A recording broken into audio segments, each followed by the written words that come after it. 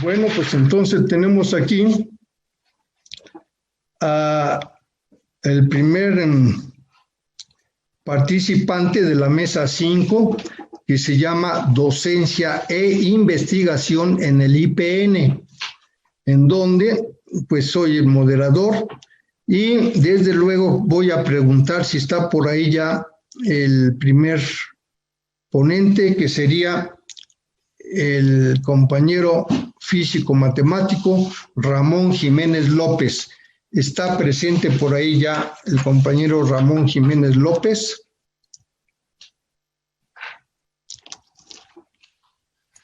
Me parece que todavía no se encuentra presente. Bueno, en estos casos, lo que podríamos hacer es, si ya se encuentra la maestra Gabriela Regalado Baeza, podríamos intercambiar el lapso de tiempo que se destina al primer ponente y se lo damos a la maestra Gabriela para poder avanzar en el programa. Tampoco se encuentra presente la maestra Gabriela Regalado Baeza.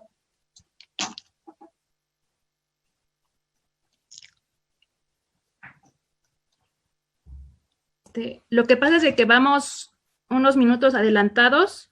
El maestro Ramón Jiménez se debe de presentar a las 3:21 y son 3:14, entonces no sé si por eso pues entonces esperar. Mientras seguimos esperando, pues si gustan, voy a leer un párrafo de lo que sería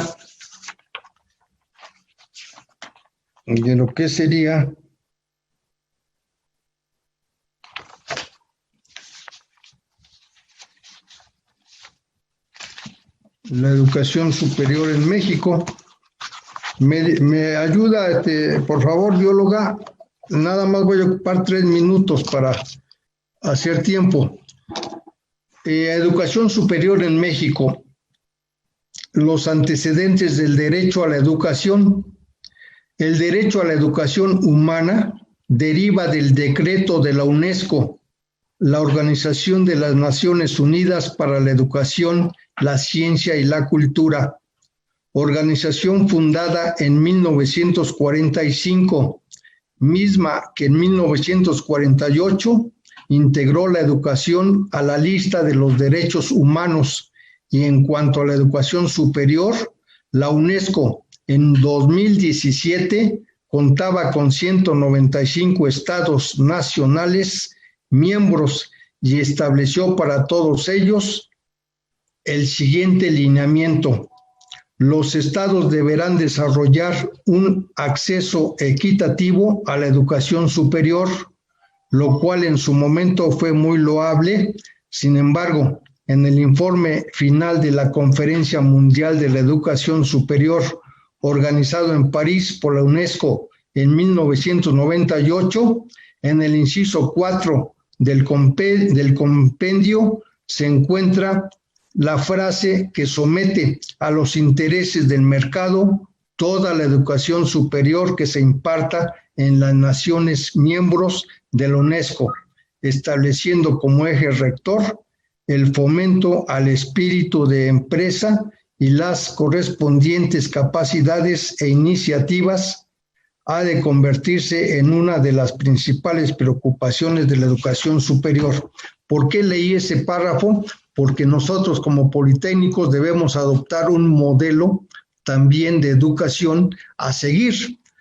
Si bien es cierto que es difícil llegar al siglo XX en la manera en que nuestro país venía intentando lograr su independencia tecnológica y su industrialización de manera también independiente, ahora es muy diferente. La globalización ha unificado casi a todos los grandes empresas transnacionales y ellos han estado imponiendo la línea para la educación.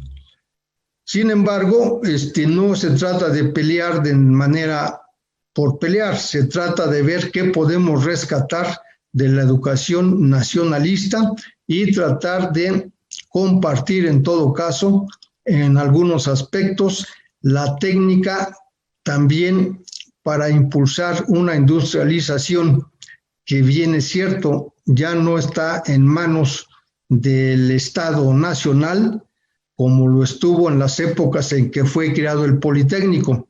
Ferrocarriles Nacionales ya no nos pertenece, está concesionado. Petróleos Mexicanos, afortunadamente el presidente actual, López Obrador, está rescatándolo. Sin embargo, también los ferrocarriles ya no nos pertenecen, la luz ya está también concesionada y una serie de servicios y de empresas nacionales, ¿verdad?, que teníamos, a donde era precisamente el enfoque de nuestros egresados hacia el servicio social nacionalista. Voy a finalizar diciendo que en el caso particular también sufrí el cambio cuando se hizo el Seguro Social, porque entonces ya no hubo médicos que se dedicaran exclusivamente a dar consulta y cobrar por ello, sino de que ya el Seguro Social empezó a absorber a todos los egresados del Politécnico, ya que muchos egresados de otras escuelas se negaban a participar de las instituciones estatales. Ese fue el gran cambio que se resintió en la época del nacionalismo revolucionario. Y desde luego a muchos, inclusive un familiar mío, tuvo que pues bajar sus clientelas de enfermos, porque ya muchos se iban a tomar consulta y medicinas al Seguro Social. Hoy tenemos el ISSSTE, que está pues bastante deteriorado económicamente y pues ha ido deteriorando, aun cuando los empresarios en su momento prometieron un México mucho mejor que el que tenía administrado el Estado Nacional. Yo creo que entonces vemos si ya está presente por ahí el ponente, que es el físico matemático Ramón Jiménez López. ¿Está por ahí presente, compañero Ramón Jiménez López?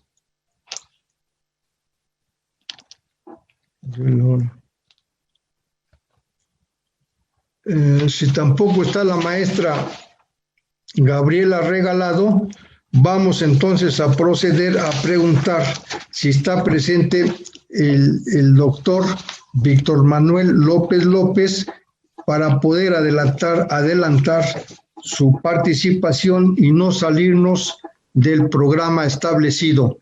¿Está de acuerdo, maestro, el doctor Víctor Manuel López López? ¿Se encuentra por ahí? Sí, maestro ingeniero Valfrenaba, la orden.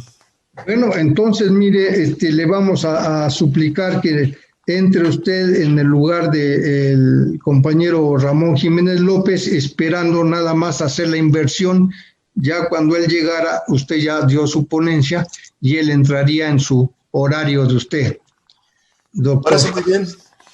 Bueno, pues entonces el doctor Víctor Manuel López López es un egresado de la Escuela Superior de Ingeniería y Arquitectura, la ESIA, y con varios posgrados, no tan solo en nuestro país, sino también en el extranjero.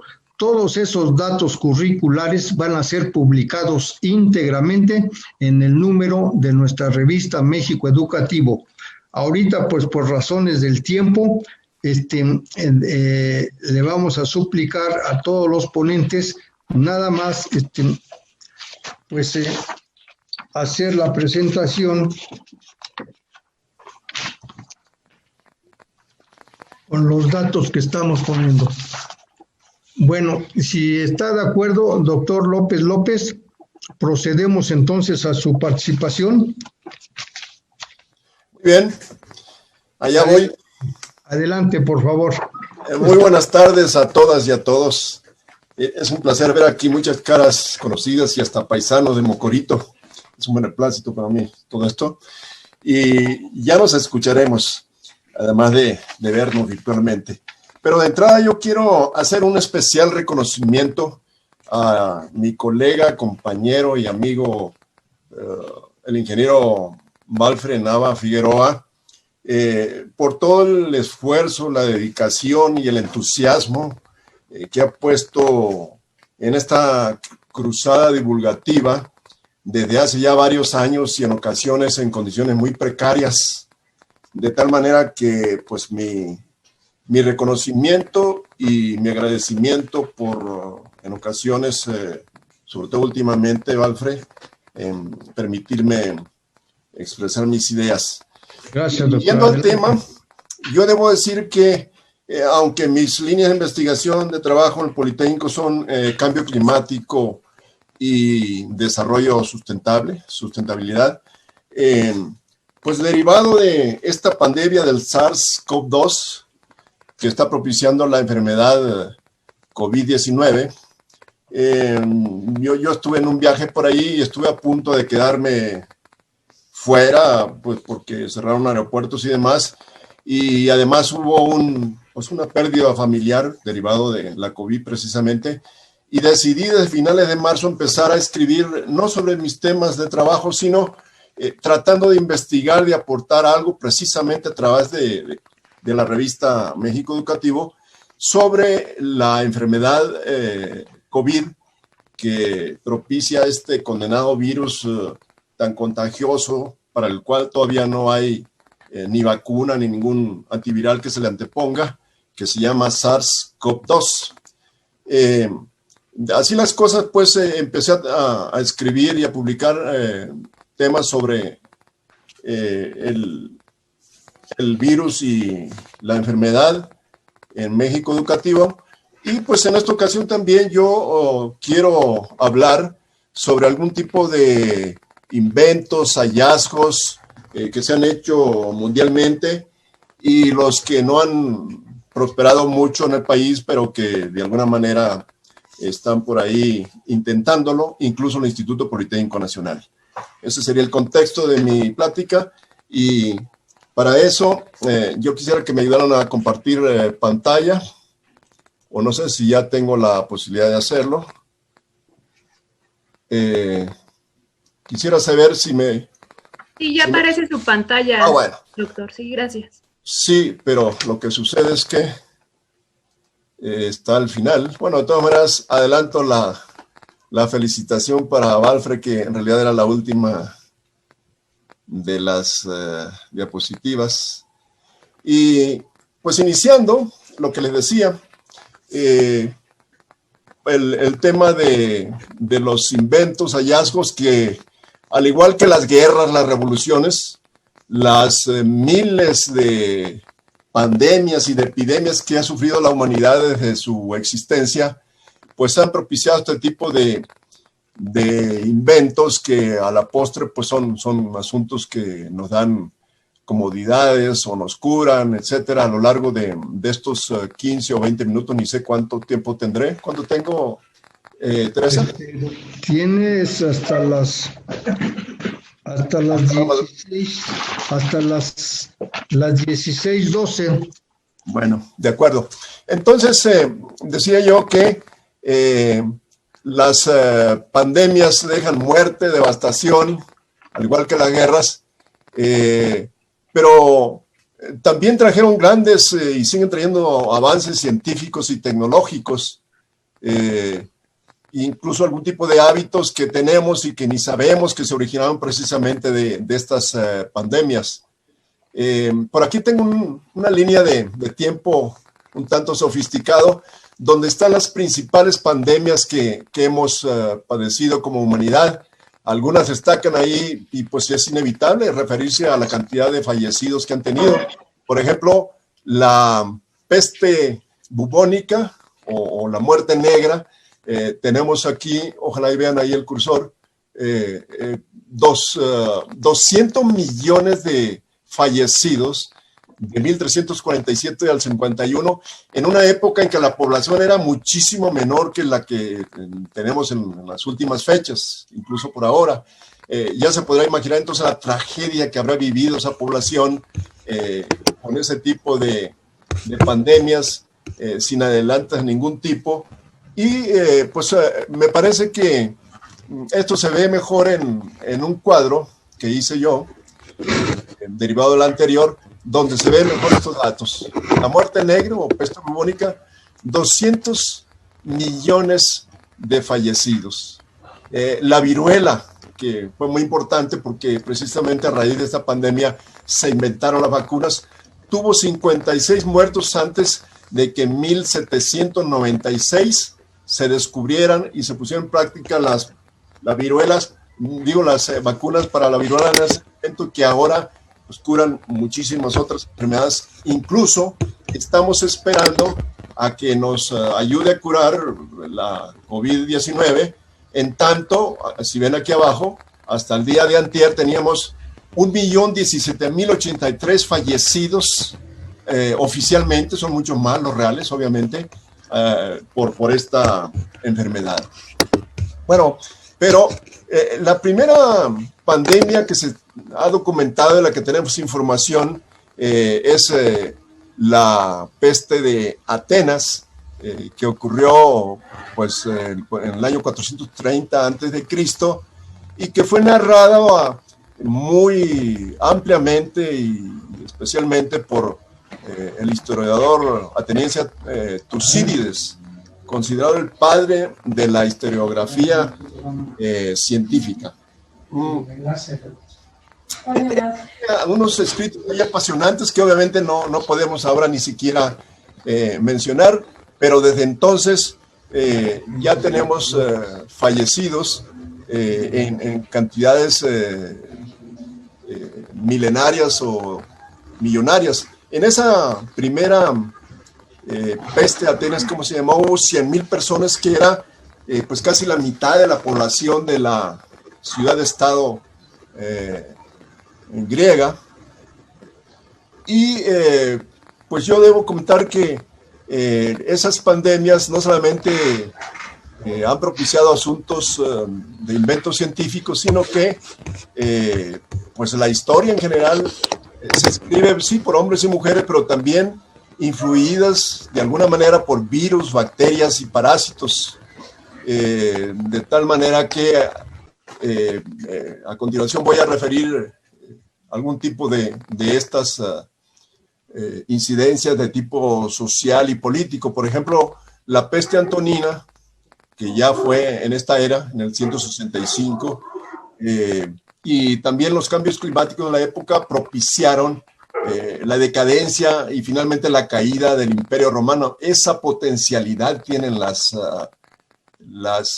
pandemias, como también la peste bubónica, años más tarde, incidieron sobre la economía y la población de la época en Europa, y finalmente en poco tiempo pues desapareció ese sistema económico-social que había, que se llama feudalismo. En cuanto a innovaciones científicas, vacunas, estetoscopio, el ventilador respiratorio, que se ha hecho famoso y muy conocido por toda la gente en esta pandemia de la COVID, pues tuvo también origen en algún momento que voy a referir, si hay tiempo, en estos minutos que tengo. Incluso algo muy útil de todos los días y que tiene que ver con el VIH o el SIDA, fue pues inventado hace miles de años, pero de alguna manera se acondicionó y se popularizó para fines de pandemia cuando surgió no hace mucho tiempo pues la pandemia del SIDA. Las cuarentenas que ahora también hemos padecido, que algunos de nosotros todavía estamos enclaustrados precisamente, y se le llama cuarentena genéricamente, que en realidad obviamente no son 40 días, pues surgieron a raíz de esto que estamos platicando, ¿no? La peste de Antonina, como les decía, propició la caída del Imperio Romano, después vino el feudalismo y ahí se pueden ver algunas escenas dantescas. Obviamente no había fotografía, son pinturas, pero dan idea de lo que usó. Una gran sucesión, se puede decir, de la peste negra de la Edad Media ocurrió durante 60 años, no hace mucho tiempo terminó, y pues ahí les presento cómo empezaron a protegerse los médicos. Estos son chinos que se le antepusieron a la pandemia, y también vinieron algunos inventos relacionados con algún tipo de bacterias y virus. Había una confusión enorme ahí, y precisamente ahí se derivó la invención de la vacuna, como decía, a finales del siglo XVIII, por un médico rural como los que producía la Escuela Superior de Medicina, no, la Escuela de Medicina Rural no era superior del Politécnico. Es decir, una gente que trabajaba directamente en las comunidades inglesas rurales y que, pues, por algún tipo de enfermedades que tenían las vacas, que era un tipo de viruela, las ordeñadoras se infectaban y de alguna manera también se inmunizaban al hacerlo. El médico se dio cuenta y de ahí le surgió la idea de las vacunas. De ahí viene la vacuna de las vacas precisamente. Y años más tarde, pues obviamente que siguieron investigaciones, y ya en una época más o menos reciente, hace aproximadamente un siglo, un poco más, en la llamada gripe española, que mató también bastantes millones de personas,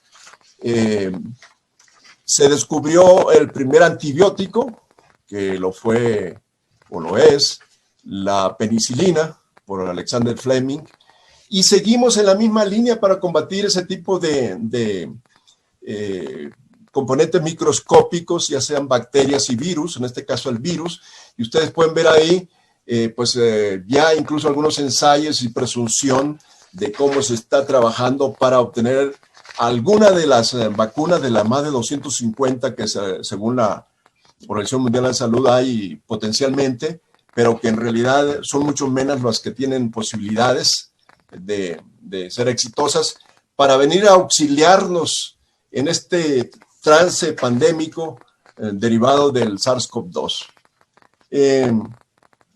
Pues allí lo que hay que hacer es esperar que algunas de las vacunas que tienen posibilidades, que son potencialmente 40, que están en diferentes fases, algunas de las que van más adelante son menos de 10, y México está involucrado en la compra, en el apoyo también de que avancen las investigaciones, y lo veremos un poquito al final. Pero seguimos con un tipo de innovaciones. Por ejemplo, el estetoscopio tiene origen en Dinamarca, por allá en 1800 y fracción. No tengo el dato, es lo de menos. Pero lo que sí quiero resaltar ahí es la invención, más que la invención, la adecuación del preservativo, mejor conocido como condón, que ha salvado muchos millones de vidas y que últimamente pues es casi un componente oficial para el síndrome de inmunodeficiencia adquirida, que es lo que significa SIDA, y que fue declarada pandemia, el SIDA, en 1981. El componente que se le atraviesa para tratar de salvarnos de esa pandemia ya no es una vacuna, no la hay. Incluso hay retrovirales, pero no son definitivos, y lo mejor es la prevención a través del preservativo. Por eso lo destaco ahí. Hay este afiche o este cartel de las Juventudes Socialistas de Andalucía, España, que pues sacaron esto. Me pareció interesante para representar este invento que se le antepone al SIDA.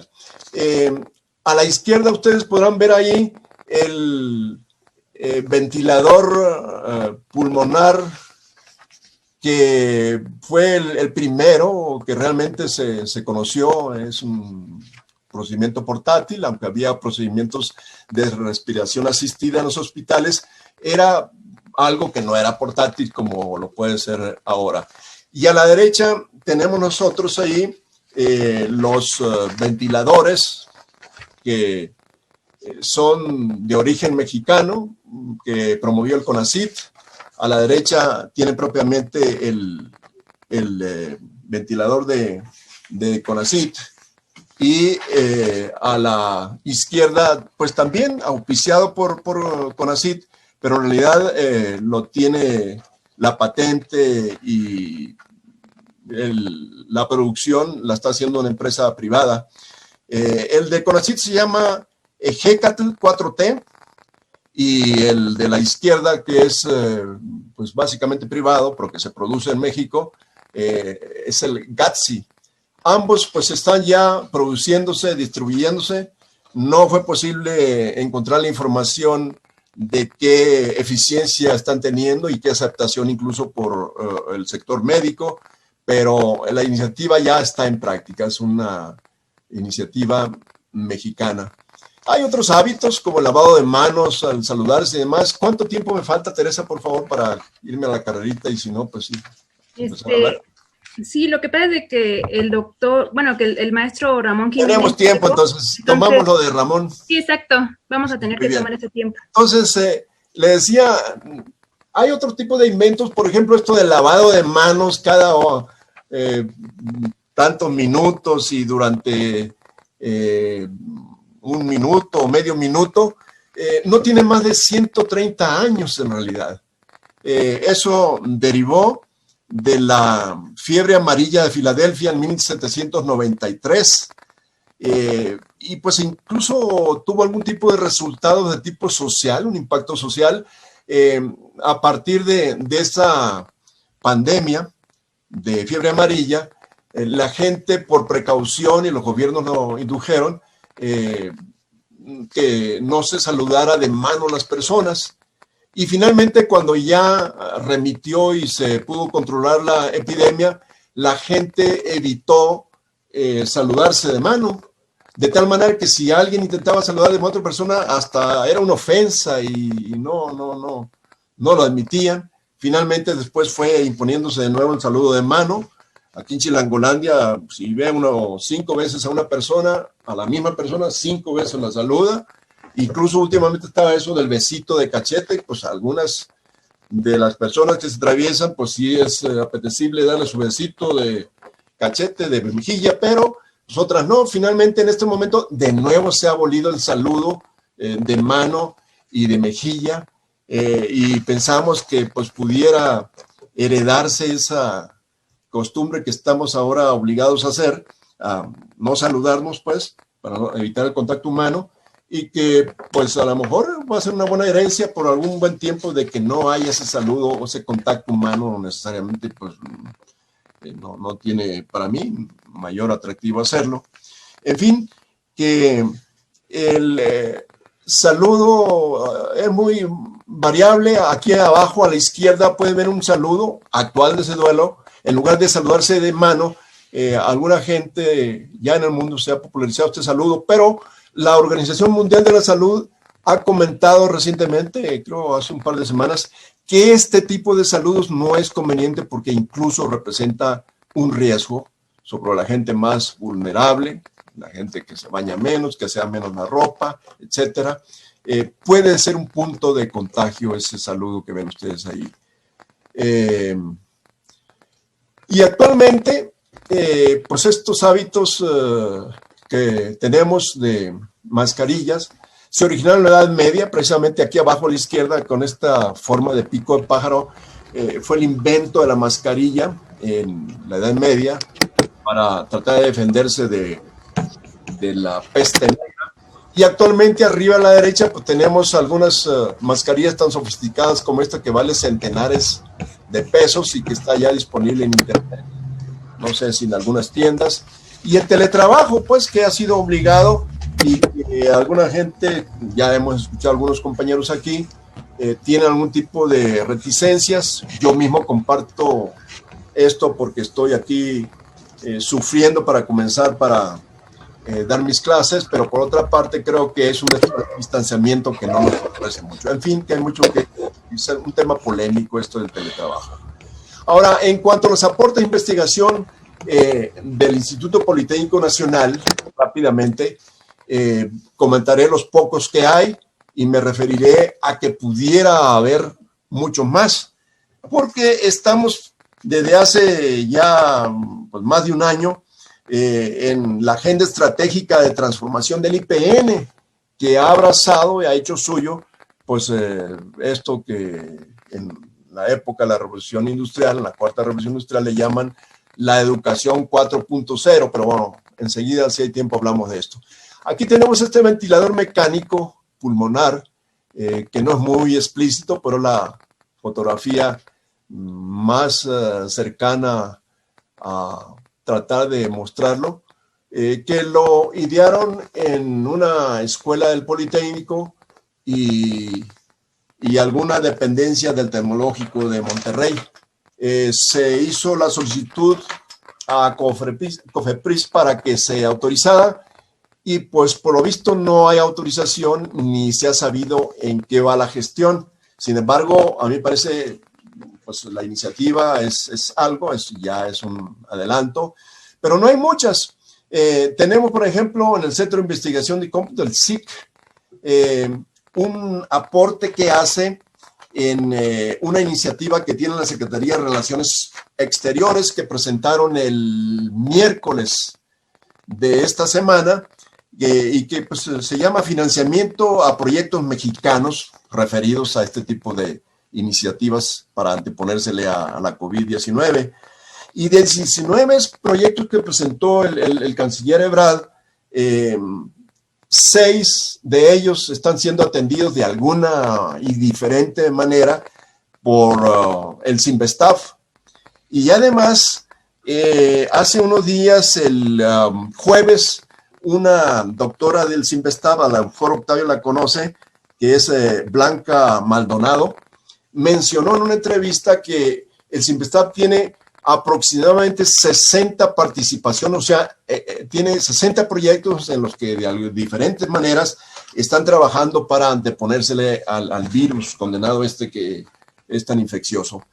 En esta presentación que hizo el canciller hace unos días, en una de las conferencias mañaneras del presidente, se presentaron 19 proyectos que están siendo financiados. Y de esos 19, les decía, en 9 de ellos participa el CINVESTAF y el Politécnico participa en 2. ¿En qué forma? Bueno, en uno de ellos el Politécnico, a través del SIC, pues hace un monitoreo, que es lo que ustedes tienen ahí en pantalla. Tiene también una iniciativa para un robot para sanitizar, que es otra iniciativa. Hablando de hospitales, sobre todo hospitales COVID, pues esto disminuye el riesgo si se utilizan robots para hacer la limpieza, hacer la higiene donde están los enfermos.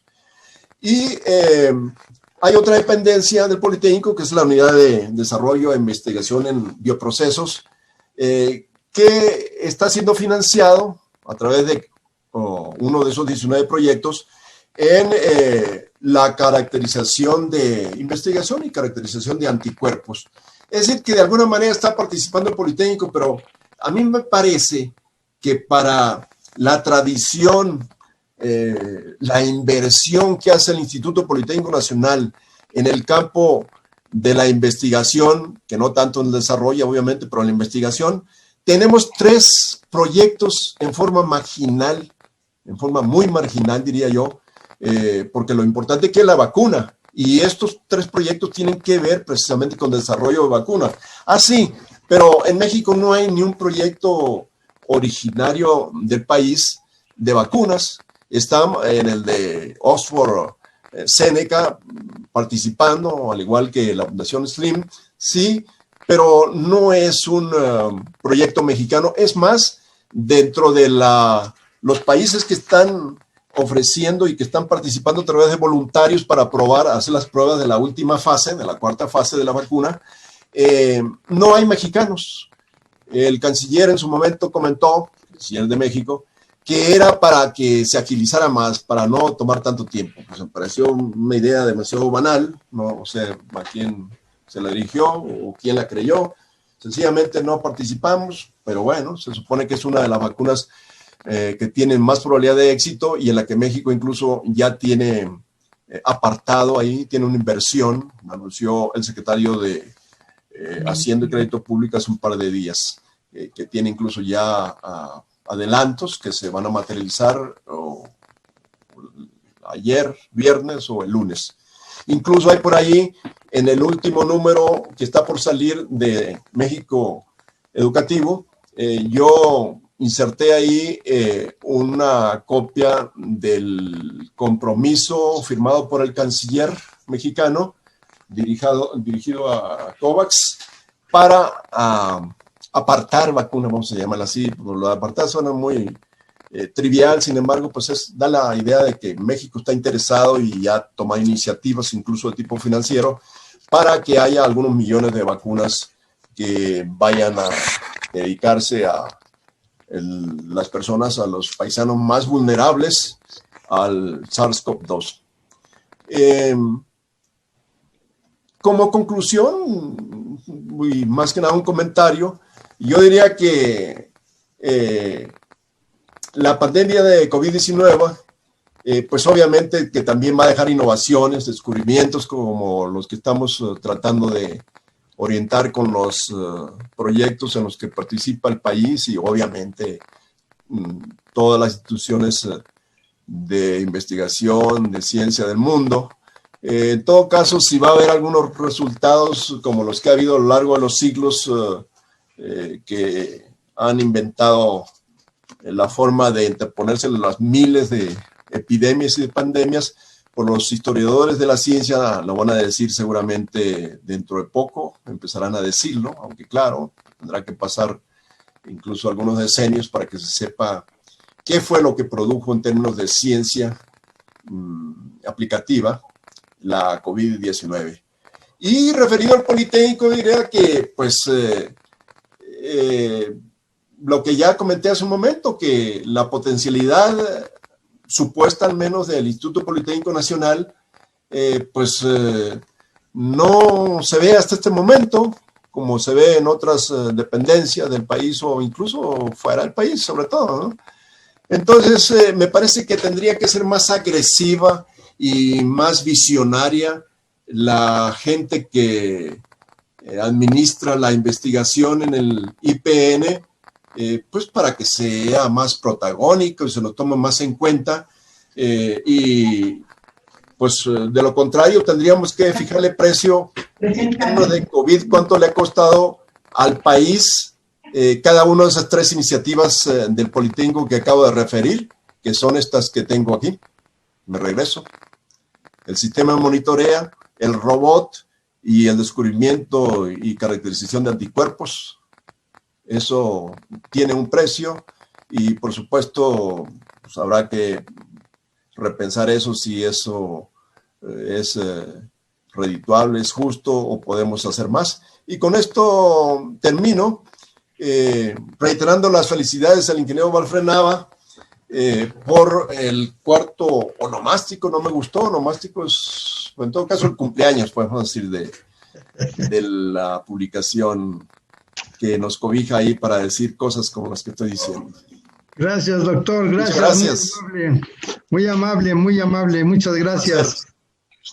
Pasemos ahora a la siguiente conferencia que está a cargo del doctor Luis Niño de Rivera y Oyarzábal. Él está con una ponencia titulada Hacia la transformación del IPN.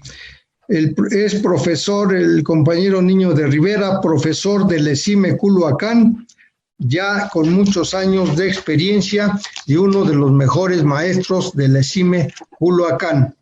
Adelante, doctor Luis Niño de Rivera, por favor. Muchas gracias, estimado Valfred. Agradezco mucho la invitación de que he sido objeto. He hecho una reflexión sobre una plática que la intitulo Hacia la transformación del IPN. Este es un tema muy complejo, es un tema muy polémico, y lo que pretendo hacer con esta plática a la que amablemente me has invitado es buscar las cuestiones fundamentales de una transformación. No desde el punto de vista político, no desde el punto de vista organizacional de la institución, sino más bien desde los principios de mi experiencia como educador, como investigador en estos últimos 50 años. Pareciera extraña la posición porque normalmente me refiero mucho a cuestiones de índole político o totalmente científicas. Ahora hablaré de algunos principios educativos que creo que tenemos, en los que tenemos que reflexionar. La primera reflexión la centro en lo siguiente. ¿Cuál es la esencia de la educación? ¿Para qué sirve? ¿Por qué debemos y para qué debemos educar a los jóvenes? Bueno, afirmaría que la esencia de la educación es la confrontación de ideas, la confrontación de visiones, de pensamientos diversos. Transformar al individuo desde el pensamiento crítico, desde el análisis de leyes y postulados en cambio constante. Repito, desde el análisis de leyes y postulados en cambio constante. Conocimiento nuevo que busca entender lo que no se entiende. Conocimientos que se transforman aceleradamente y que transforman la realidad. Entonces, un asunto que me parece fundamental en la educación y en la transformación del instituto es reflexionar si verdaderamente el estudiante lo transformamos y él aprende a pensar en la confrontación de ideas y de pensamientos. ¿Qué querría decir confrontar? Bueno, comparar, concluir desde acuerdos previos basados en razones usando el método científico, el de la duda sistemática. Y para ello tenemos que medir, comparar y confrontar en un juego interminable de comparaciones, análisis de diferencias que llevan a nuevas conclusiones, siempre abrazando la duda sistemática.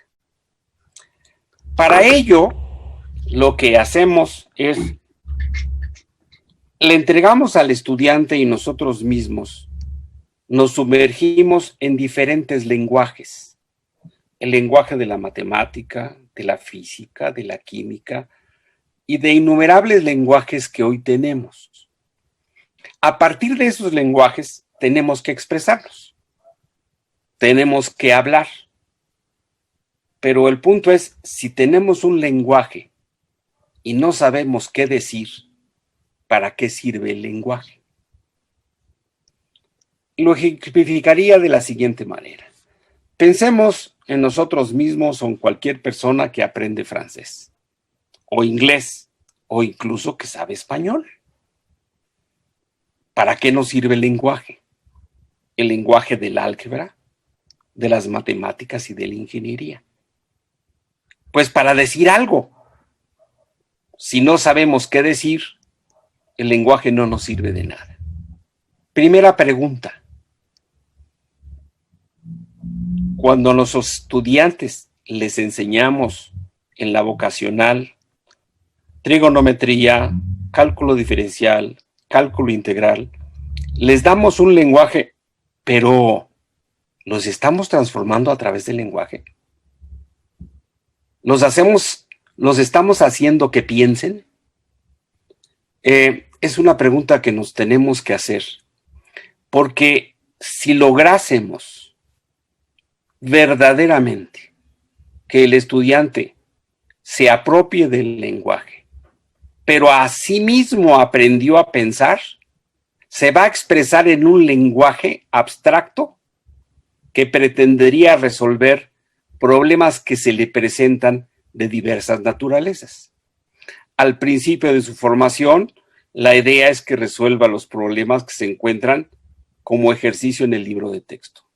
Pero a medida que avanza, el lenguaje tendría que servir para que el estudiante resolviera problemas que no están resueltos.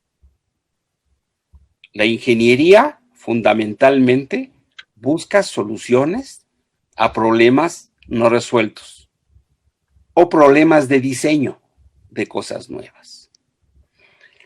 ¿Estamos haciendo eso en nuestras escuelas? ¿Cómo lo medimos? ¿Cómo sabemos que sí lo hacemos? A ver, ¿cómo sabemos que el alumno, me refiero al alumno en genérico, aprende álgebra, aprende trigonometría, cálculo integral o domina la mecánica clásica? El objeto de la ciencia es dudar. El objeto de la educación debe ser dudar. Medir y a partir de lo que medimos, confrontar lo que hacemos con lo que deseamos hacer. Y a partir de esas conclusiones, si nosotros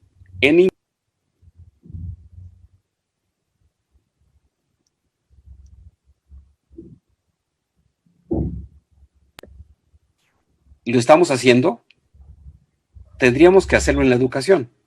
Se me estaba escuchando, ¿verdad? Sí te escuchas, doctor, muy bien. Perfecto. Entonces, me parece que un aspecto fundamental de la transformación sería entender que nuestros procesos de medición de los procesos educativos no están funcionando y que tendríamos que reflexionar sobre la necesidad de medir cómo estamos educando y a partir de esa medición, entonces, saber qué estamos haciendo. Me parece que la pandemia nos colocó en una situación muy difícil, pero en un enorme reto. Tradicionalmente el profesor se mete a su salón, da su clase, cierra la puerta y lo que él dice ahí lo sabe él y sus alumnos. Es el dueño de la evaluación de los estudiantes, pero es muy difícil evaluar a un profesor de cómo da su curso, pero más que eso, cómo transformó al estudiante. No tenemos mecanismos objetivos para medir la transformación del estudiante. A partir de este semestre tendrá que entramos a un proceso en el que la educación tendrá que ser por línea. Y entonces esto plantea retos muy grandes y cambios que pueden ser trascendentes. Primero, la información que transmite el profesor en todos los niveles será pública. La puerta de la docencia se ha abierto al escrutinio público. Y creo que ese es uno de los caminos hacia la transformación. Que el curso de cada profesor se convierta en un espejo donde cualquiera pueda ver lo que el profesor está haciendo y la discusión y la confrontación de ideas con sus alumnos. Esto plantea que uno de los problemas que tenemos en las escuelas es lo que yo he criticado hace mucho tiempo, que la evaluación de la educación se hace a través de la tarjeta con la cual marcamos nuestra asistencia. Marcamos vamos a checamos, nos metemos al salón, cerramos el salón y dimos clase. La pregunta ya no puede ser, ¿diste clase? La pregunta tiene que ser, ¿cómo transformaste al estudiante? ¿Lo transformaste verdaderamente? Entonces, también enfrentamos otro reto. El reto que enfrentamos es, parece que somos ya autónomos. Somos autónomos en la academia y parece que el sistema político con la llegada de la 4T no tiene mucho interés en dar una orientación de cuál debe ser la educación. Entonces, a nivel de educación media, tenemos un problema muy serio. tenemos dos modelos con los que los estudiantes llegan al nivel superior. Aquellos que provienen de las vocacionales y otros que provienen de otros sistemas. Enfrentamos la dificultad de que cuando los estudiantes llegan a nuestros cursos, no manejan el lenguaje fundamental de la matemática, de la física y de las ciencias básicas, como tal vez lo manejamos nosotros en los 60s, en los 70s e incluso hasta los 80s. Entonces, la reflexión que propongo para la transformación es mide. Mide cómo es el manejo que los estudiantes tienen del lenguaje para a partir de eso, entonces pensar que puedan manejar el mensaje a partir de ideas, de conocimientos que tengan que realizar. Esta parece que es una idea que no es nueva, pero que en la educación superior mexicana y media no estamos acostumbrados a realizar. Hubo una confrontación ya en educación básica, impedir que al profesor se le evaluara. Y me parece que este es uno de los diques que impiden que la transformación se dé. Si en ciencia, en tecnología, estamos midiendo constantemente los parámetros de un proceso y a partir de su medición confrontamos los resultados que tenemos, encontramos siempre un error entre lo que buscamos y lo que tenemos. A partir de la medición del error, entonces tomamos acciones en un sistema de control, en el diseño de un puente, en cualquier cosa. ¿Por qué no lo vamos a hacer en la educación? Se planteó el Congreso como un mecanismo de reflexión. No hemos podido avanzar en ese mecanismo de transformación porque está atrapado en la parte política. Tal vez lo que tendríamos que hacer es tener un mecanismo de evaluación de fortalezas y de debilidades de cada escuela, de cada curso e incluso de cada profesor. A partir de eso, entonces medir, confrontar entre lo que tenemos, lo que queremos y hacia dónde debemos de ir para poder lograrlo. La ciencia habla de condiciones de frontera, los límites que el problema o los lenguajes imponen. ¿Cuáles son las condiciones de frontera que tiene nuestro sistema educativo en el instituto? Que nos imponen condiciones para poder ir hacia dónde. La pregunta es, ¿cuáles son las condiciones de frontera en el sistema educativo superior del Instituto Politécnico Nacional? Si lo vemos desde el punto de vista del discurso científico. Bueno, para mí las condiciones de frontera serían definir qué tipo de institución requerimos, no desde el punto de vista de lo que dice la ley orgánica, que es una definición social y política muy importante, sino desde el punto de vista de qué debe ser la institución como transformadora del estudiante, como institución que lo transforma para que sepa pensar y resolver problemas trascendentes para la sociedad, para la industria y para su país. Tendríamos que fijarnos en consecuencia cuál es ese límite al que queremos llegar. El límite es producir estudiantes para que ingresen al sistema laboral mexicano. El límite es que sean transformadoras de la sociedad a través de la creación de nuevas empresas, a la creación de nuevas ideas y de nuevo conocimiento. Me parece que ese es un tema a discusión fundamental. ¿Deberemos de seguir con el modelo de formación del estudiante para que se inserte en un mecanismo de ascenso social, como ocurrió con nosotros como generación y ya no está ocurriendo con ellos? ¿Deberemos de seguir con el modelo de educación masificada? Casi todos los mexicanos deben tener educación superior, licenciatura en una de las ramas que da el instituto. ¿O debiéramos de pensar en un modelo en el que la educación superior sea competitiva con las grandes universidades referentes en el mundo? Yo he dicho, el Instituto Politécnico Nacional debe ser, en 20 años, equivalente al Tecnológico de Massachusetts. O ser una institución que se pueda preciar de estar entre las 20 mejores instituciones del mundo, con los parámetros con los que se mida, estemos de acuerdo o no.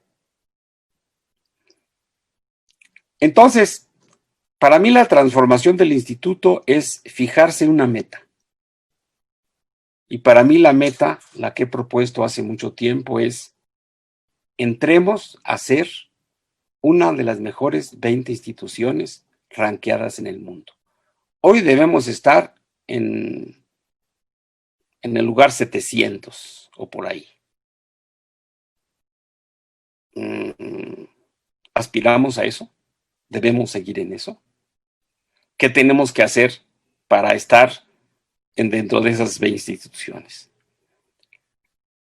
Los coreanos del sur es un referente importante porque es una economía en la que hace 30, 35 y 40 años era inferior a la mexicana.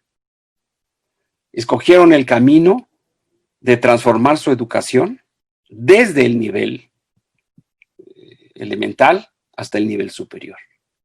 Y a partir de eso, entonces hoy son una potencia. Desarrollan ciencia y tecnología. El instituto tiene fortalezas muy importantes, pero hoy estamos ante un cuestionamiento por parte de la 4T y desde la presidencia de la República, en que me parece que no se cree mucho en los resultados que la educación superior está haciendo en el país. Entonces la reflexión es obligada. Es obligadísima. O transformamos a la institución, o la institución está en peligro de que quien nos ven, y hablo del presidente de la República, que parece ser que no nos ve mucho, podamos estar ante la disyuntiva de decir, no les doy presupuesto porque no están funcionando. Me voy a atrever a dar una cifra que creo que ya tenemos que empezar a hablar como una autocrítica. Nuestro modelo de profesor de tiempo completo. 6,000 profesores de tiempo completo. Somos ahora de un total de 17,000. 6,000 profesores de tiempo completo, de los cuales tenemos ante pizarrón una docencia que puede estar entre 12 y 18 horas. La pregunta es, ¿cómo evaluamos el resto de las horas que no son de docencia? Las 28 horas que faltan. ¿Qué hacemos en eso? ¿Cuál es la productividad? Para transformar a la institución, tenemos que medir a cada profesor. Irremediablemente. 3 minutos, doctor. 3 minutos. Conclusiones. Mantengo mi propuesta de años.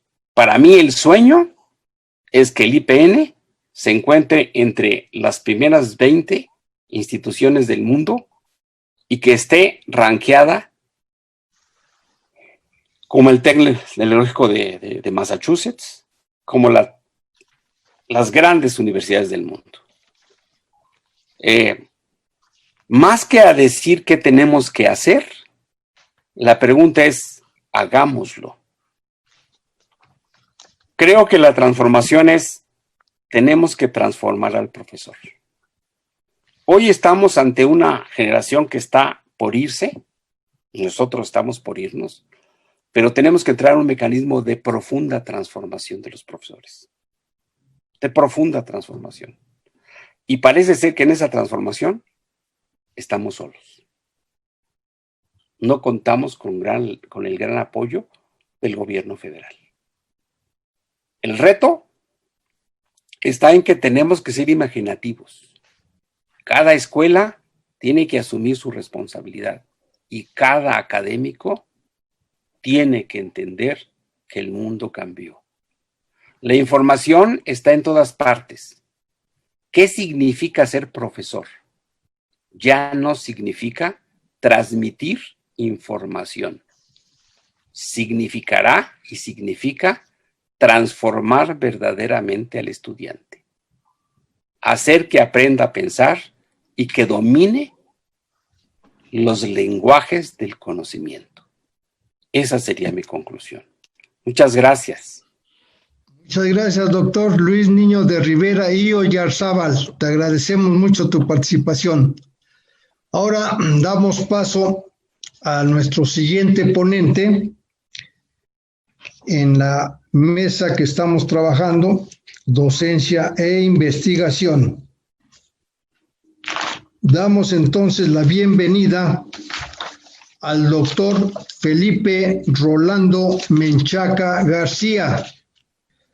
El doctor Felipe Rolando Menchaca García es egresado del doctorado en Ingeniería Eléctrica por el CIMBESTAB y profesor de la ESIME Zacatenco desde hace más de 47 años. Por lo tanto, te damos la bienvenida, doctor Menchaca, a esta tu participación. Muchas gracias. Muchas gracias, Walter. Pues primero que nada, igual que la mayoría o todos nuestros compañeros ahora ponentes, pues agradecerte y felicitarte por el trabajo tan destacado que has hecho con la revista México Educativo.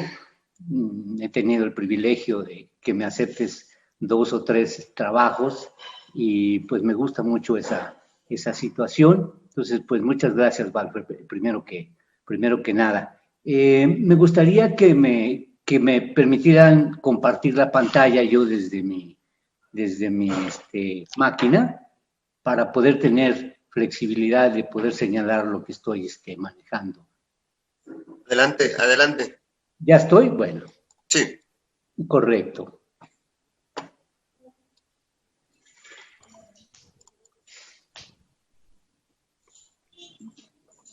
Tienen ahí investigación y educación de posgrado en el IPN, ¿verdad? Sí, sí, eso se ve, doctor. Correcto. Bueno, déjenme ponerla a toda la pantalla. Ahí está. Entonces, miren, tiene 14 láminas mi presentación, pero básicamente esta es la muy importante. Este es el meollo, el elemento fundamental que yo quiero comentarles ahora, mi tesis para este día. Lo que yo quisiera decirles es que prácticamente desde que México nace como nación, nace el Politécnico, o bueno, los antecedentes del Politécnico. Hay quien inclusive en algunas esferas establece que el periodo de la Reforma es realmente el arranque de México como país, en donde una playa de pensadores, entre los que destaca Juárez, pero también está pues los Lerdo de Tejada, Melchor Ocampo, en fin, gente muy preparada, gente muy capaz, que podríamos decir pues que eran científicos, eran filósofos muy importantes de aquella época, son los que crean los antecedentes del Politécnico, la Escuela de Agricultura, la Escuela de Artes y Oficios, también incluso el antecedente de la ESCA, la Escuela de Formación de Cuadros para la parte del gobierno. De hecho, inclusive en el periodo de independencia, Miguel Hidalgo, pues es uno de los educadores pues más destacados y más importantes.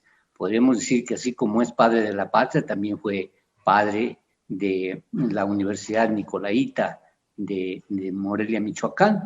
Y bueno, entonces ese grupo de la Reforma crea instituciones fundamentales como las que les he comentado, que dan inicio pues a lo que fue posteriormente el Politécnico. En el periodo postrevolucionario, estas instituciones, la Escuela Nacional de Artes y Oficios, e incluso la de Agricultura y otras como la de Constructores, pues surgen de manera independiente, apoyadas principalmente con las ideas de Vasconcelos, aunque también hay otras gentes muy importantes que pues intervienen en la creación propiamente de la educación pública del país, que por cierto da lugar a pues un periodo sumamente crítico, sumamente difícil, de guerra constante, en la que los cristeros pues se destacan como los enemigos principales de la educación pública. Entonces ahí surgen las simientes de lo que en 1936 Lázaro Cárdenas, ya estamos en este punto, pues tiene como base para crear al Instituto Politécnico Nacional. Pero Cárdenas no fue ni Cárdenas ni solo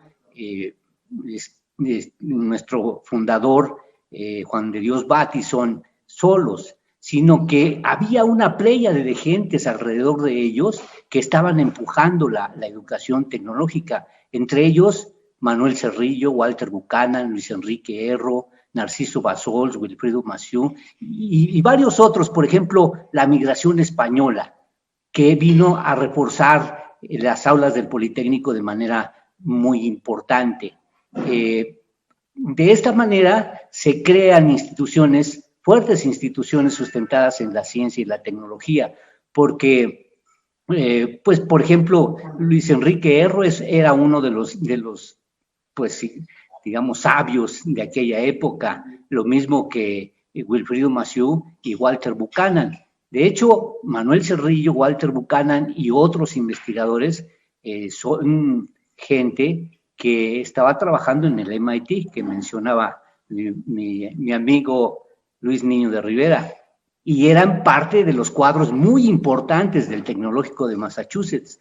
Aunque no se sabe por qué eran proyectos secretos en aquel tiempo, Manuel Cerrillo y Walter Buchanan participaron en el desarrollo de la televisión en los 40s, allá en el Instituto Tecnológico de Massachusetts, junto con otros proyectos pues de tipo militar que tenían que ver con la transmisión de imágenes, entre ellos el radar.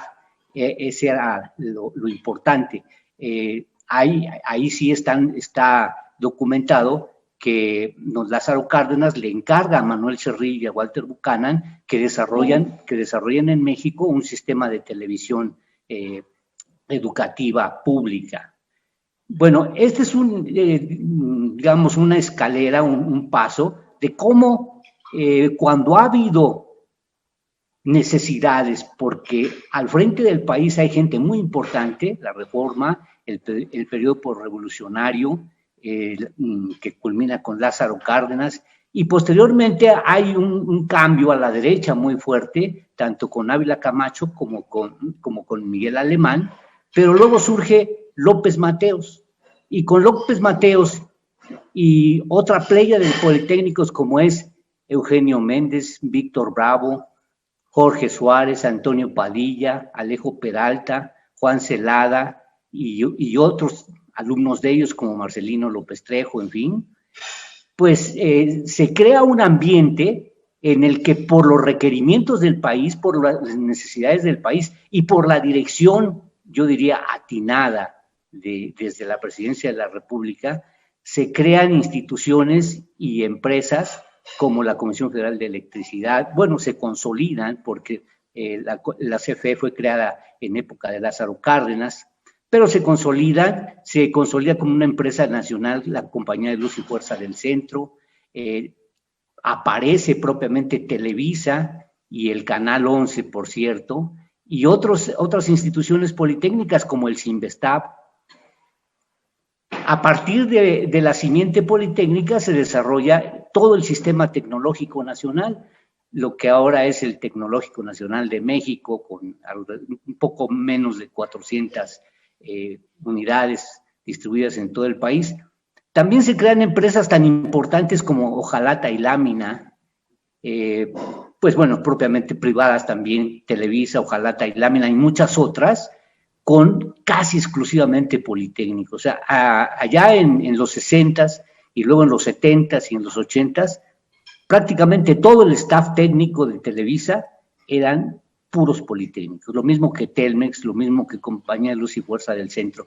Entonces, esa es la transformación que yo diría que sería la respuesta en lo que estaría pensando cuando oigo hablar a Luis Niño de Rivera.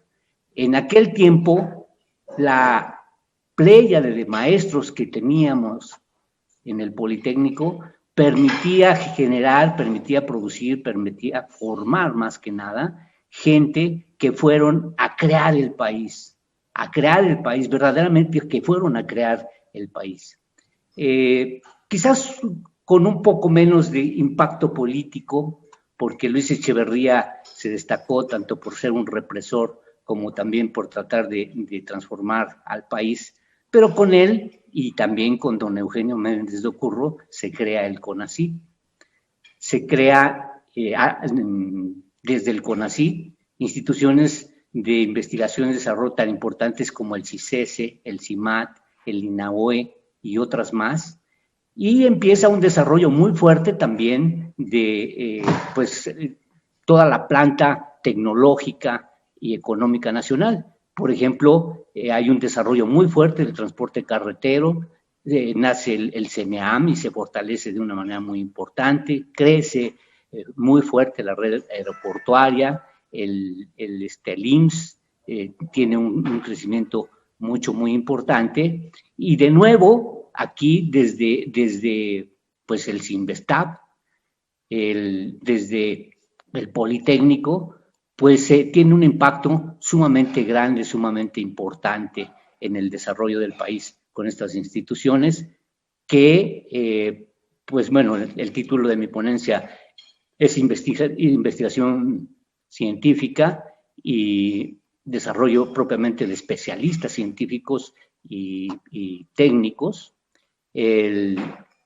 O sea, cuando se ha requerido y los dirigentes han estado dispuestos a ello, pues el Politécnico ha sido una piedra angular muy importante. Otra vez con Zedillo se tienen cuadros blancos y negros.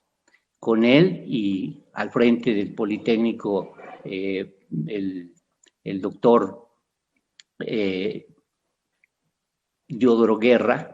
Se desarrolló el Politécnico, prácticamente duplica su infraestructura, se crea el SIC, los ICATAS, el CBT, la UPITA, crece la red nacional del Cinvestav, de 2 unidades que tenía, crece alrededor de 8, por ahí adelante tengo la lista.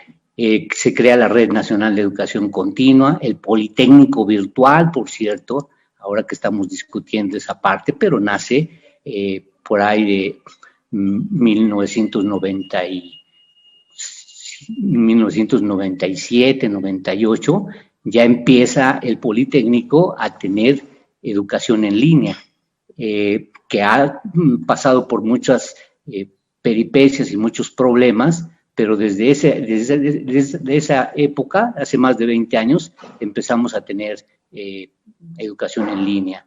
En ese tiempo también se crea la red IPN, que básicamente tiene sus instalaciones de fibra óptica sobre los túneles del metro. Es una red de fibras ópticas, después se cambió, se hizo inclusive con mayor capacidad, pero ¿qué creen? Prácticamente nunca se ha utilizado. Se ha quedado ahí como un elefante blanco y en realidad el acceso a la red es casi totalmente independiente de esa red, porque esa red serviría para el trabajo interinstitucional para proyectos dentro de las escuelas y no se usa para eso de ninguna manera. Con Ernesto Zedillo también se crea el posgrado, propiamente el posgrado del Politécnico, porque con López Mateos, que se crea el CINVESTAB, la idea era que el CINVESTAB era el órgano politécnico para el desarrollo científico y para la formación de profesores para el Politécnico. Después han llegado ahí personas totalmente ajenas al Politécnico y que incluso han querido que el CINVESTAB, todavía en estos momentos, si ustedes entran a las páginas del CINVESTAB, así como hay gente en el Politécnico que considera a los del CINVESTAB totalmente ajenos al Politécnico, pues los del CINVESTAB peor, o sea, se sienten pues que no son politécnicos, que ellos son de otro nivel, de otra, a lo mejor hasta de otro planeta, y cosa que pues la historia los crea en otras circunstancias, y pues el apoyo que se tuvo fue tal que los llevó a ser una cuestión muy importante. Bueno, el futuro de la ciencia politécnica pasa por temas que incluso se están tocando como parte del trabajo, no de las autoridades, ¿sí? Yo creo que la fortaleza del Politécnico, y una fortaleza inmensa, son sus profesores y sus alumnos, porque a pesar de todo, a pesar de los esfuerzos que hicieron en 2014 por privatizar de una manera artera, de una manera inclusive pues violenta al Politécnico, cambiándole sus planes y programas de estudio para hacerlos, pues, digamos, de muchos menores requerimientos para que saliera mucho más barato y pudiera ser un negocio para los que se iban a quedar con el Politécnico. A pesar de todo eso, pues el Politécnico sigue siendo campeón en muchísimos eventos de ciencia y tecnología. Entonces, esa es mi tesis fundamental. El Politécnico incluso sigue siendo, a pesar de cosas como las de 2014, de que en todas estas etapas ha habido lo mismo. Miren, después de la reforma, pues intentaron totalmente pues desaparecer la educación y la retomó la Iglesia como de su peculio exclusivo. En la etapa revolucionaria, otra vez la Iglesia intentó quedarse completamente con la educación y hubo masacres inclusive de profesores. Termina el sexenio de Lázaro Cárdenas y Ávila Camacho intenta cerrar el Politécnico. Surge el movimiento estudiantil del 42, en que hay una matazón de estudiantes politécnicos, inclusive con la participación de los bomberos ahí en el eje central Lázaro Cárdenas, que es parte de la historia del Politécnico. Después de López Mateos viene el movimiento del 68, igual, un poquito antes de López Mateos viene el cierre del internado. ¿Y por qué es el cierre del internado? ¿A qué se debe el cierre del internado realmente? Bueno, tendríamos que meternos mucho en la historia, pero simplemente... 3 minutos, doctor. 3 minutos. Correcto, me voy entonces rápido. Nada más aquí señalo que pues hubo 4 movimientos muy importantes, entre ellos el ferrocarrilero, en el que casi todos los elementos, todos los participantes distinguidos de ese movimiento eran politécnicos. Y les dejo también la idea de cómo nació la Unidad Normal Tlatelolco. Precisamente fue en las instalaciones ferrocarrileras y acereras, pues que por alguna razón ya no quisieron pues que existieran.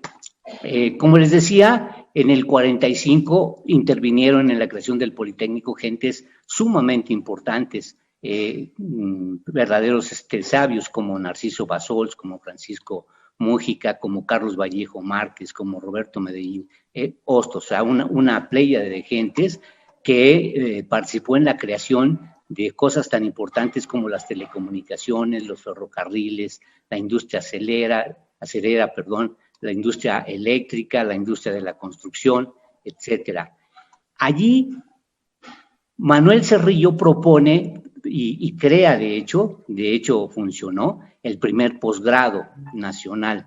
Y también se crean las carreras de ingeniero en comunicaciones eléctricas, que pasa a ser después la carrera de ingeniero en comunicaciones y electrónica, y la de aeronáutica. Y se divide la de mecánico electricista en dos carreras que todavía siguen siendo muy importantes en la actualidad. Allí, sobre todo, proyectos de investigación muy importantes, como les comentaba anteriormente, en el área de televisión, de radiodifusión, de alto voltaje, del cine sonoro, pues destacan muchísimos investigadores. Entre ellos, por ejemplo, el mismo Manuel Cerrillo, don Tomás Guzmán Cantú, otros más, mecánicos como Guillermo Keller, Miguel Bernard, etcétera. En la época de López Mateos se crea el CINVESTAB y nuevamente hay toda una pléyade de gentes que participan en esto. Ya Maduro Suárez Díaz, Manuel Cerrillo en su etapa final, pero gente nueva e investigadores internacionales muy importantes, por ejemplo, los creadores de la teoría del teletráfico, Eckberg y Erlang, fueron nuestros maestros. Otro caso muy importante es neurociencias, en donde Arturo Rosenbluth, Juan García Ramos, Arturo Rosenbluth junto con Wiener, que hacen ciencia a nivel de lo más importante que ha hecho la humanidad, y toda una playa también de gentes, de investigadores muy importantes, que hacen que, sobre todo ya en la época de reciente, de Zedillo, que crezca el CINVESTAB como una institución politécnica que destaca a nivel nacional de manera muy importante. También igual ahí en la época de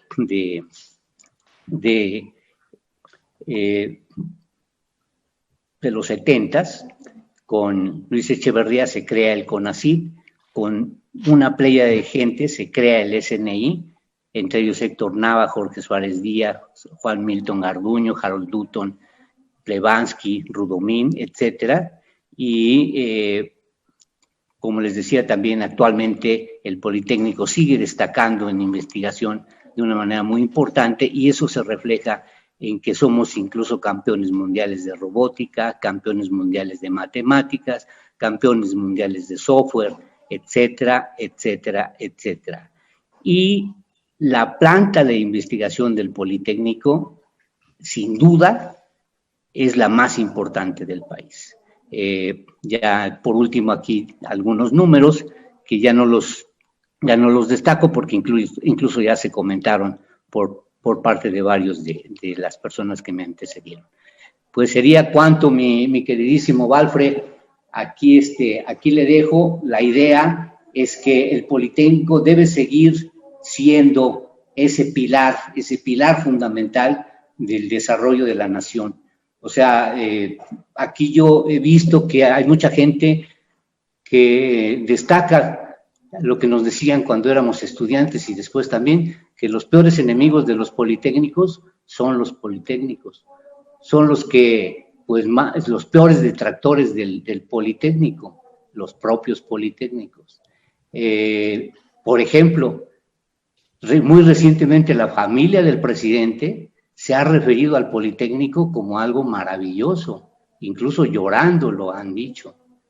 Entonces, es un poquito, ponerle atención a lo que sucede. Y hoy el Politécnico es fundamental para el desarrollo del país.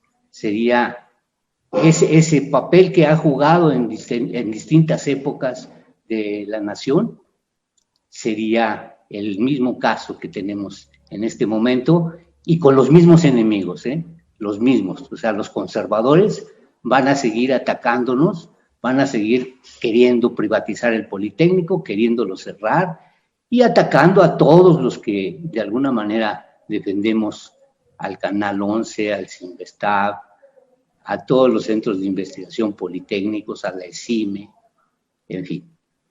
Okay. Muchas gracias, Rafa. Muchas gracias a todos. Les recuerdo que esto va a quedar grabado en Facebook para que lo veamos ya con más tranquilidad al rato.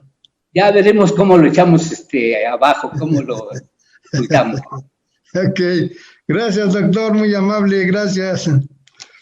Bien, pues entonces vamos a pasar al siguiente ponente, que es el doctor Octavio Paredes López. Él es profesor del Cinvestav del IPN, Unidad Irapuato. Es además Premio Nacional de Ciencias, entre otras distinciones académicas que ha tenido a lo largo de su carrera. Todos estos semblanzas van a quedar en la memoria de la revista México Educativo de próxima, que se va a recoger todo lo que aquí se está diciendo y se va a tratar de publicar totalmente los antecedentes de cada expositor. Entonces le vamos a suplicar al doctor Octavio Paredes López tome la palabra con su ponencia Potencial de la educación e investigación en el IPN. Gracias, doctor. Adelante. Sí, muchas gracias, maestro Walfre, por esta invitación y también por el 4º aniversario de la revista México Educativo en forma virtual, en forma electrónica, pero simultáneamente también un agradecimiento por esta labor, porque usted ha invitado a ponentes extraordinarios. He escuchado comentarios pues impresionantes de mis colegas. Coincido a plenitud con lo que he escuchado. Por la formación que tengo, yo creo que tengo visiones complementarias, en ocasiones ligeramente diferentes, porque yo conozco también como ellos al Politécnico, o he tratado de conocerlo desde la prevocacional en Culiacán, y por supuesto al Cinvestav.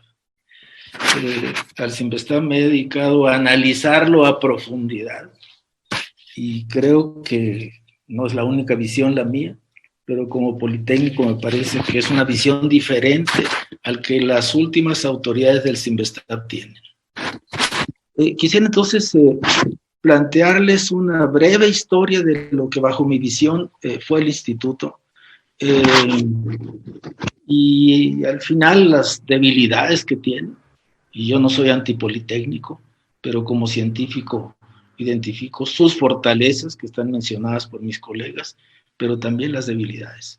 Y quisiera 2 minutos solamente, y trataré de ser rápido para tener 2 minutos, y hacer algunos comentarios sobre lo que comentaron mis colegas, en los cuales yo tengo una visión adicional. Puede no ser contraria a la de ellos, por supuesto, pero sí adicional. Entonces, a mí me parece que desde el nacimiento del IPN en la tercera década del siglo XX, mostró una buenísima cantidad de aspectos de alta originalidad. Y aquí se han mencionado varios de ellos.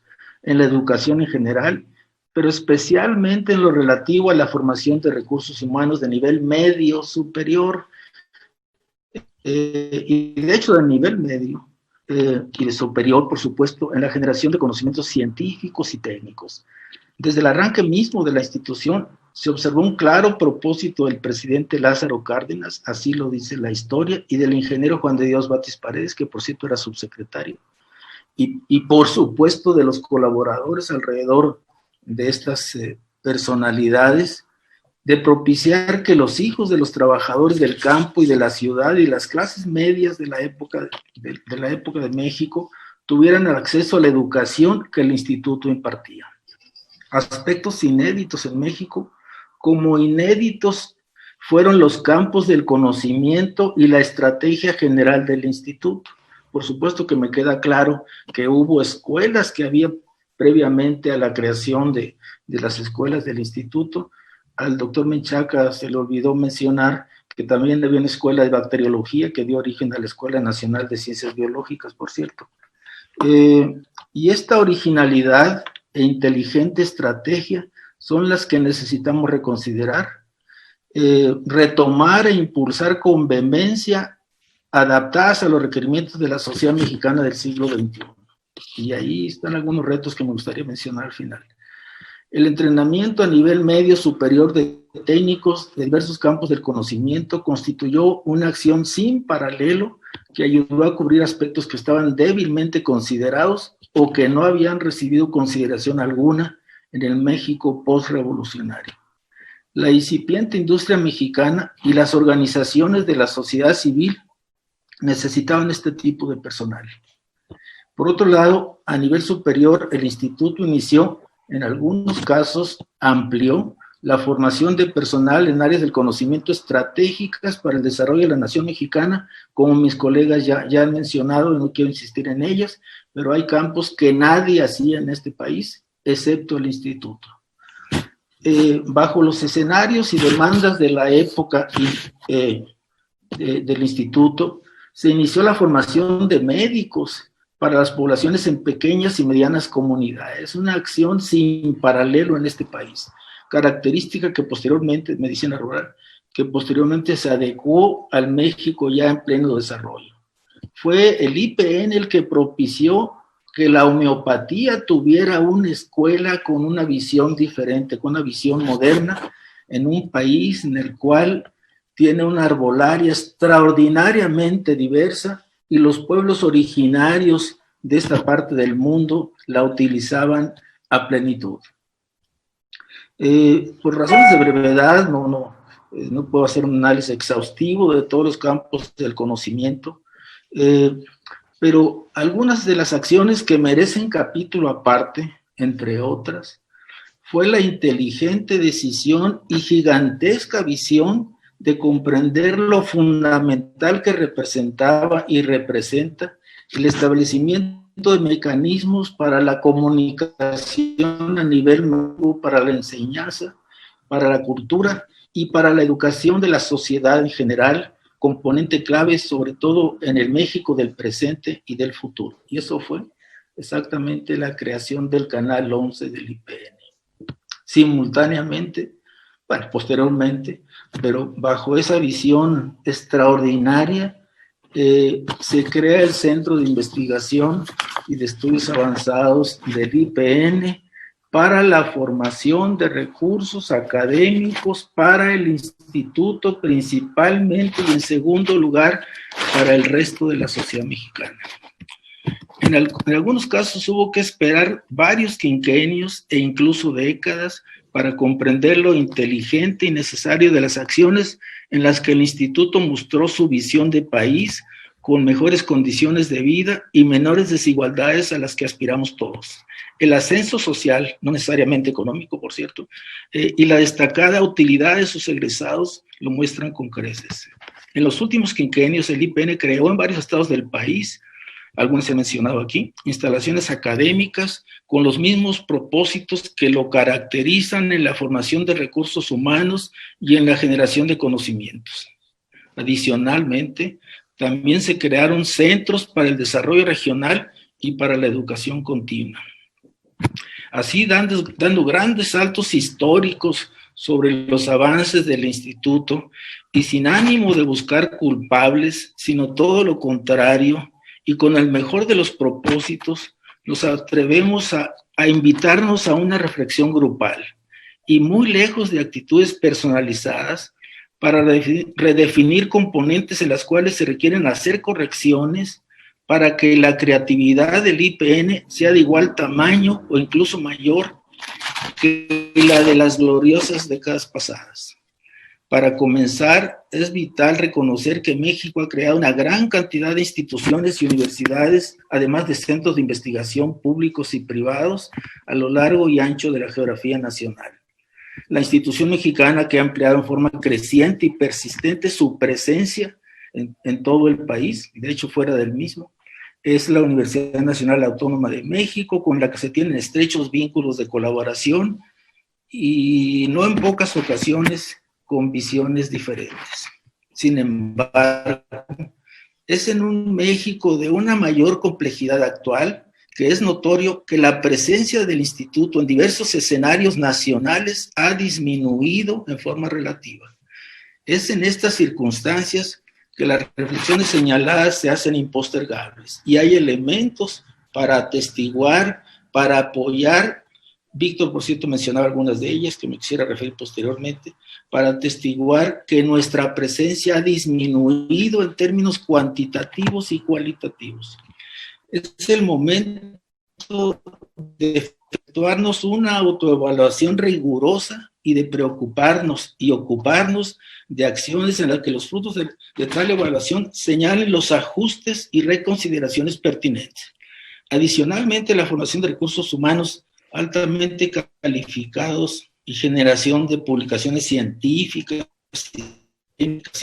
indexadas, el registro y empleo de patentes producto de las innovaciones del instituto, otra de sus grandes debilidades.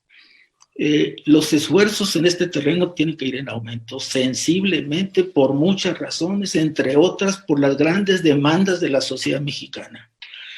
Las limitaciones económicas en aumento también y una mejor búsqueda de oportunidades hacen necesario mejorar sustancialmente este renglón. Las evaluaciones deben comprender la importancia de retraer y acercar para el beneficio del IPN y del propio país los propios organismos, valga la redundancia, que el instituto creó y que de alguna manera su presencia institucional se siente cada vez más distante y en ocasiones inexistente. Y se trata del Canal 11, por supuesto, y se trata del mismo Sinvestab del IPN. Como dijo el señor doctor Menchaca, nosotros no somos de otro planeta, por supuesto, pero que hay una tendencia muy fuerte a renegar de los orígenes del instituto, por supuesto, los orígenes asociados al propio instituto. Y me parecería que, yo no digo que sea fácil arreglarlo, pero ninguna otra institución, por ejemplo la UNAM, jamás hubiera permitido que uno de los brazos cualitativamente importante se separara del mismo. El propio IPN debe tener un pequeño grupo interno, con invitados, por supuesto, internos, externos, nacionales e internacionales, de composición variable, que dé seguimiento y contribuya a señalar fortalezas y debilidades, pero también áreas de oportunidad.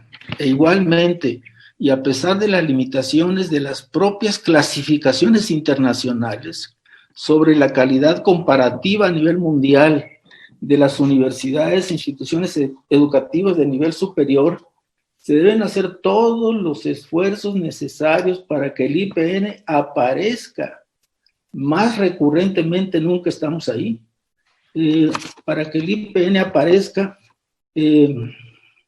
consuetudinariamente dentro de las 200 mejores universidades del planeta. La sociedad de todos los países le asigna un alto valor a tal clasificación, a pesar de sus debilidades e incluso defectos en la clasificación misma. La UNAM tiene más de una década con un grupo para ese análisis y para analizar las características del análisis según la organización que lo haga, y mejorar ese tipo de cosas de tal manera que la mantenga entre los 100 y 200 lugares, no en el número 10 ni 20, dentro de los 100 y 200 lugares, y en ocasiones no aparece. En la última clasificación de Times Higher Education de Londres, la UNAM, la que aparece más abajo de México, se llama UAM, lugar número 600. TEC de Monterrey, 800. UNAM, 801. El IPN no aparece en las primeras 1,200 universidades. O sea, el reto no está facilito. La formación de recursos humanos de nivel medio superior, nivel superior y posgrado, y la generación endógena de ciencia, tecnología e innovación en un México con escenarios cambiantes y diversos requieren de reconsideraciones importantes y propositivas. Ahora nos hemos constituido en aldeas en un mundo cada vez más global. Ante eso, he tratado de elaborar unos retos súper abreviados que me gustaría compartirlos y que los tiene, por supuesto, el instituto. Y coincido plenamente en la necesidad de la formación del estudiante de una manera diversa, diferente, activa. Estamos reprobados en matemáticas, estamos reprobados en lectura, estamos reprobados por el examen de PISA en una enorme cantidad, pues en todas las evaluaciones que hace PISA, y la última fue hace 2 años. Retos abreviados, pero también hay que preparar al profesor, porque los profesores que nosotros teníamos en la vocacional, o en la licenciatura, o en el posgrado, las preparaciones relativas a la preparación mundial son diferentes, muy probablemente menores. Retos abreviados. ¿Cómo capitalizar los esfuerzos y avances logrados en educación, investigación y desarrollo para contribuir a la solución de los desafíos que tiene y tendrá México en los próximos años, como lo ha señalado el señor presidente de la República, López Obrador? ¿Cómo posesionar al IPN en materia de investigación y desarrollo en el nivel que le corresponde según su peso académico? Y ahí están los indicadores que lo señalan, esa debilidad que tenemos en relación a otras instituciones, a la altura de las universidades e institutos más dinámicos y en consonancia con los liderazgos internacionales. Y ahí está el enorme reto. ¿Cómo lograr que el conocimiento y la innovación sean valorados socialmente, estén considerados en la agenda de las prioridades nacionales y redoblen su contribución para el desarrollo integral, el mejoramiento de la calidad de vida y el fortalecimiento de la competitividad? ¿Qué estrategias se deben desplegar para participar en la revolución del conocimiento y la innovación, aprovechar sus ventajas, valorizar socialmente sus aportaciones y desempeñarse con criterios, referencias, niveles de calidad y colaboraciones internacionales? Otra enorme debilidad. Y el COVID-19, Víctor lo mencionó varias veces, ahorita me gustaría comentárselos mejor. El COVID-19 vino a demostrar nuestra debilidad, no solamente del IPN, sino del país, de la ciencia mexicana. Por supuesto que más grave en el IPN, por lo que quisiera comentarles en un momento más. ¿Bajo qué criterios habría que organizar la investigación y la formación académica para favorecer el trabajo transdisciplinario y en equipo, la revisión de las agendas de investigación, la transferencia del conocimiento y su valoración social, al igual que diversificar las fuentes de financiamiento e incorporar mejor a la sociedad y a la dimensión empresarial de acendrado valor por México en la formación de estudiantes y en la gestión del conocimiento? En este entorno de interacciones crecientes, nacionales e internacionales, el IPN debe jugar cada vez más un papel de liderazgo indiscutible, como ha sido aquel que mostraron nuestros padres y creadores originales. Se mencionaron aquí algunos de los nombres. Desde aquí les hacemos llegar un fraternal reconocimiento que habrá de durar para siempre. Habremos de retomar su liderazgo bajo las demandas del siglo XXI, con el vigor y la inteligencia que ellos nos enseñaron, y mantener por siempre la proverbial esencia politécnica, la técnica al servicio del pueblo. Y quisiera que me permitieran solamente algunas anotaciones que hice en relación a lo que comentaban mis colegas, si es que tengo 2 o 3 minutos todavía, señor Walfred. 2 minutos, por favor. Muchas gracias.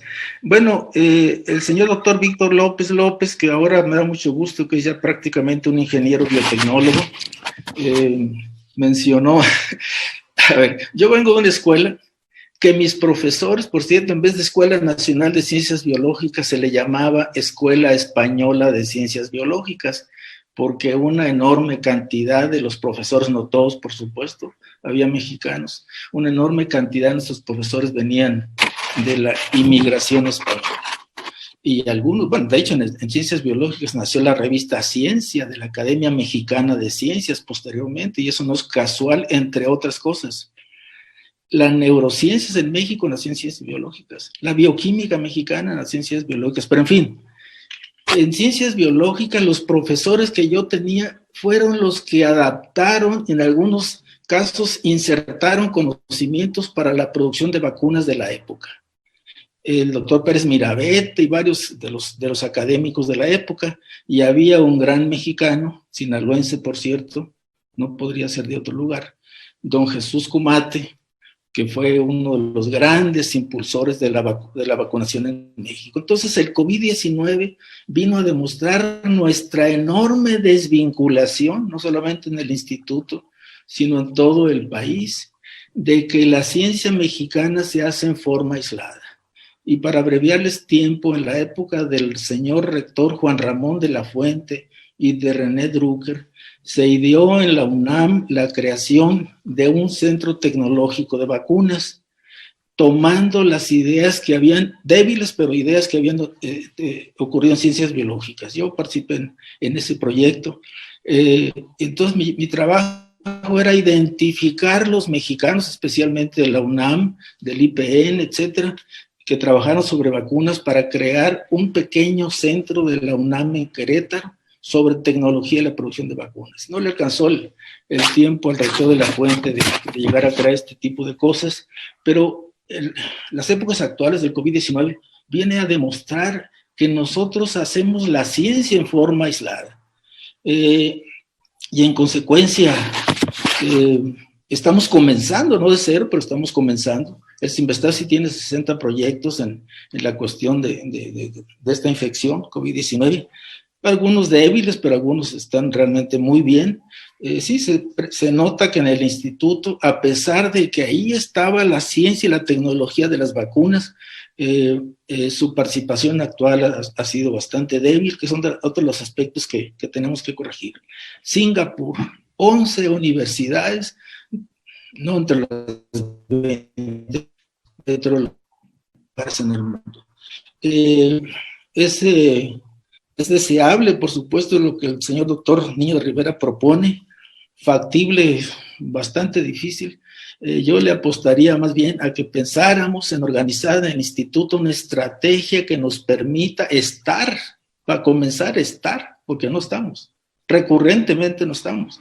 Y para estar en 10, 20 años, hace mucho tiempo, pero vamos a ponerle 10 para ser optimistas, dentro de las 100 o 200 universidades. Como dije, la UNAM en ocasiones no está y le ha metido mucho interés al asunto. La otra cosa del CIMBESTAB, para complementarle la información al señor doctor Menchaca, el primer director del CIMBESTAB iba a ser Cerrillo, y Cerrillo no quiso renunciar a su plaza en el MIT. Consecuentemente se puso...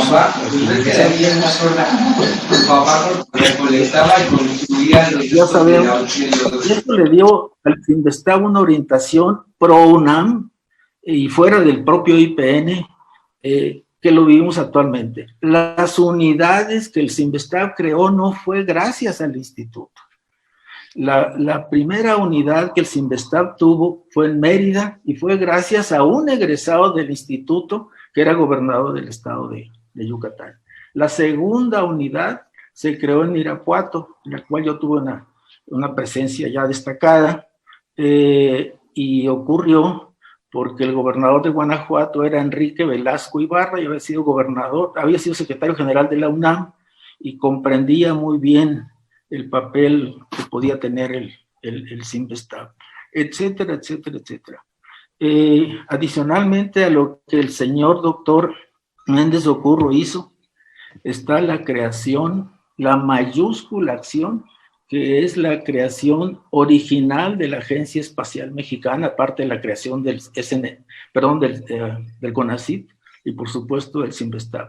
Y el SNI no nació del Instituto Politécnico, por supuesto, nació de la Academia Mexicana de Ciencias, en la cual participaron académicos de diversas instituciones, por supuesto del IPN, pero mucho más de la UNAM, por las características. Y en las neurociencias, el gran científico de las neurociencias en México, porque trabajó en ciencias biológicas y después en el CINVESTAB, Álvarez Bulla. Pues les agradezco mucho su atención y la oportunidad de estar aquí con ustedes. Muchas gracias y felicidades nuevamente. Muchas gracias, doctor. Muy amable y seguimos en comunicación, claro que sí, le agradecemos mucho su participación. Okay. Entonces, una vez concluida esta mesa,